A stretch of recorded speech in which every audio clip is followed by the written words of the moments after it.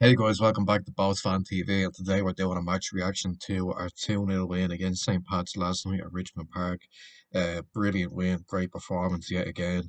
It's not often we've gone to places like Richmond Park and won the game quite convincingly in that sort of manner in a 2-0 victory, and I think we were fully deserved of the win. I thought we were absolutely fantastic. You know, maybe not in an attacking sense. Obviously when you go away from home, you're gonna be not up against it, but you're gonna not have much the majority of the possession. You're gonna maybe try and sit back and hit teams on the counter. But I think sorry, that light's very bright. Let me just fix that. I think we went there and we worked really hard, showed a lot of commitment and effort, and I think that's something that we just wanted to see really from the team this season. Obviously, no one was expecting anything special, but we just wanted to see that sort of effort back, and I think we're getting that this season, and I think that shows us why we're top of the league at the minute. Um, I think overall the game was a bit cagey. Um, Pats were quite poor, I thought. I was expecting a strong performance from them. I was kind of worried, not worried, but I was kind of expecting them to turn up in this game. They were at home in the solid Richmond Park, and I think their fans would have wanted a reaction, and the manager and the players would have been hoping to get to react to those two poor defeats to Dundalk and Sligo, and they didn't really see any sign of that. They were quite poor. I thought, even with, we'll get on to the goals now. Even with Afolabi's goal, Coop was given a lot of space there to put the little dink ball in, and then Afolabi gets his head on it, and he puts us 1-0 up, and you're thinking, it was great to see Afolabi get off the mark. I think that'll be one of many hopefully for him now over the course of the season. I think I think a lot of people knew that was coming for Afolabi. He was in the first four games he was getting into the right areas. He was playing really well, and and I think it was only a matter of time before he got off the mark, and he did just that there last night, it was obviously great to see. But we continued to maybe not dominate, but we were solid. We worked hard.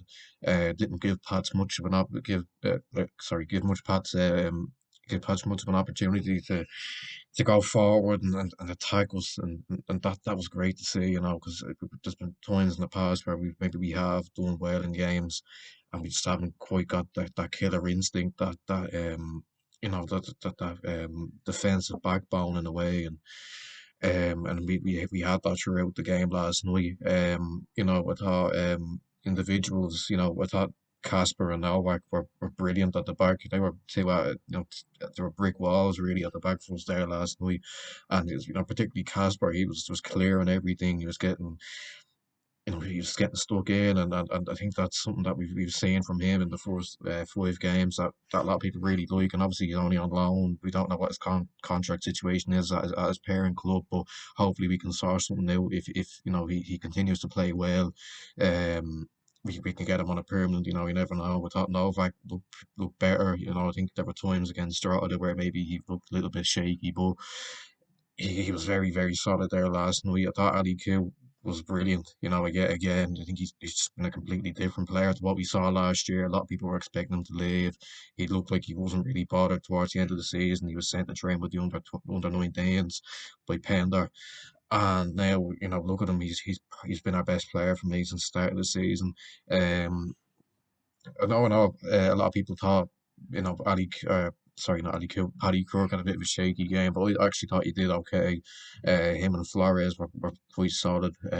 Flores could kind of fill in that left back when Crook went a bit further forward. I think that's something that we saw last night. Um, but yeah, then you're thinking, let's just see this out when we go 1-0 up, and I think we did just that really.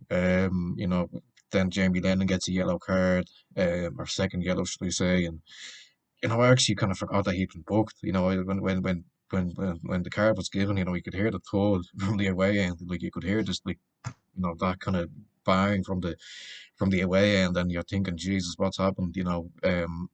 Paddy Kirk's down in a bit of a. He looks like he got a bit of a nasty bash there from from Lennon. But I think Doyle gave the yellow card. Um, but then I thought that he had said something to the referee to warrant the second yellow, but I'd forgotten he'd been booked in the first half. But yeah, that was silly from Lennon. I thought, to go in like that when you're on a yellow card, I think he should probably know better. And yeah, they go down to 10 men, and you're thinking, that kind of eases the nerves a little bit. Not that Pats are really pushing or anything, but these sort of games, they could get one opportunity and take it, and you're left kicking yourself. But um, that then nothing much happened from the Pats' perspective. Then after that, and then obviously we wrap it up in the 92nd minute. Horton is pressing on the move, so he makes a hash of it. He gets the ball back. Um, he plays it to Dane Williams. He does a little kind of turn, and he has an open goal, and all he does is just tap it into the bottom left, and we've won the game 2-0, and you're thinking, this is brilliant. When have we seen this before? Um, not in a long time. Where we've gone to the away ground and we've won in a good, convincing manner.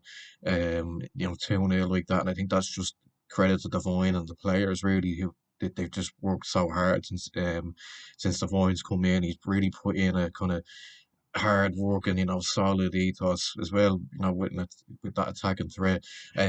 It wasn't quite that kind of performance. Where we battered them as such, but it was quite comfortable for us. I thought throughout the game. Pats didn't really create many clear cut chances.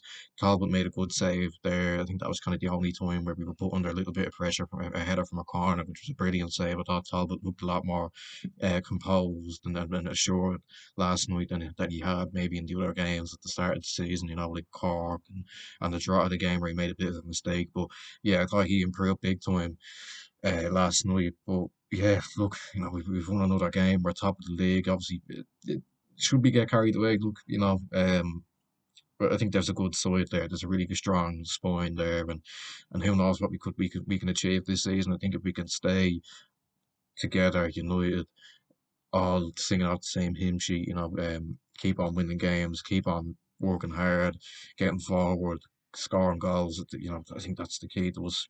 Maybe not winning the league. Look, I know people want to get carried away, and you never know. Stranger things have happened, but no, I think there's no reason why we can't finish in the top three or four.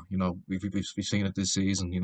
So far Pats aren't on it. Sligo, I think, are going to be sort of inconsistent. I do expect Rovers to kind of pick up their form a little bit. I know they're bottom ninth or something in the league, or eighth or seventh or whatever, but they're they haven't won a game yet, but they're still they're getting draws. They're still picking up points. I suspect they'll push on up the table soon enough. But as for us, we just got to keep doing what we're doing. We're playing well. We're working hard, and we got another brilliant win last night. And long may that continue.